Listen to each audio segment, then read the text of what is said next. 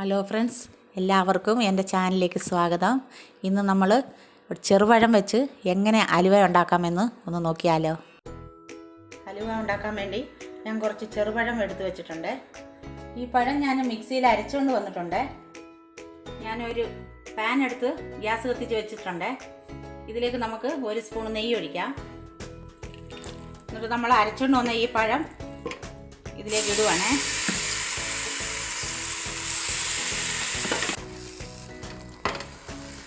ഞാനൊരു 3 കഷ്ണം വെല്ലം എടുത്ത് ഉരുക്കി വെച്ചിട്ടുണ്ടായിരുന്നേ.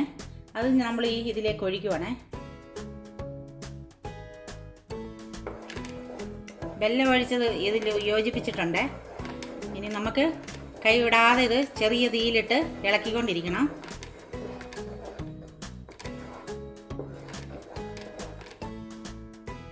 ഞാൻ കുറച്ച് നെയ്യും കൂടി ഒഴിക്കുവാണേ.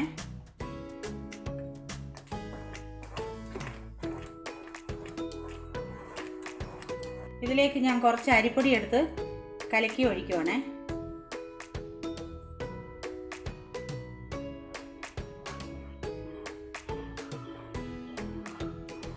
ഇനി നമുക്കിത് ഇളക്കി പറ്റിച്ചെടുക്കണം. ഞാൻ കുറച്ച് ബാദാമും കശുവണ്ടിയും കൂടെ പൊടിച്ച് ഇതിലേക്ക് ചേർക്കുവാണേ. ഇനി നമുക്ക് ഏലക്കാപ്പൊടിയാണേ, പഞ്ചസാര ഇട്ട് പൊടിച്ചെടുത്തതാ, ഇതും ചേർക്കുവാണേ.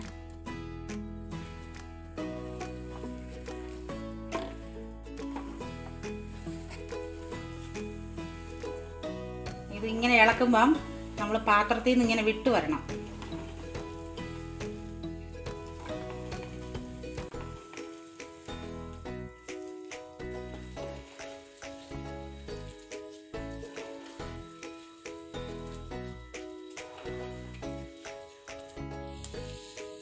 ഈ പാത്രത്തിൽ നിന്ന് ഇപ്പം വിട്ടു വരുന്നുണ്ടേ.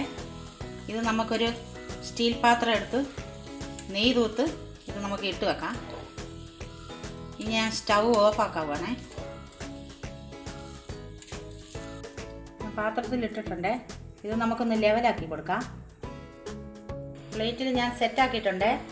ഇത് ഡെക്കറേഷൻ ചെയ്യാൻ വേണ്ടി ഞാൻ കുറച്ച് കശുവണ്ടി നെയ്യിൽ വറുത്ത് വെച്ചിട്ടുണ്ട്. ഇത് നമുക്കിതിൻ്റെ മേലെ ഇടാം. ഇനി നമുക്കിത് ആറാൻ വെക്കണേ. ആറി കഴിഞ്ഞ് നമുക്ക് കണ്ടിക്കാം. അങ്ങനെ നമ്മുടെ അലുവ നല്ലപോലെ തണുത്ത് വന്നിട്ടുണ്ട്. ഇനി നമുക്കിതൊന്ന് മുറിച്ച് നോക്കാവേ.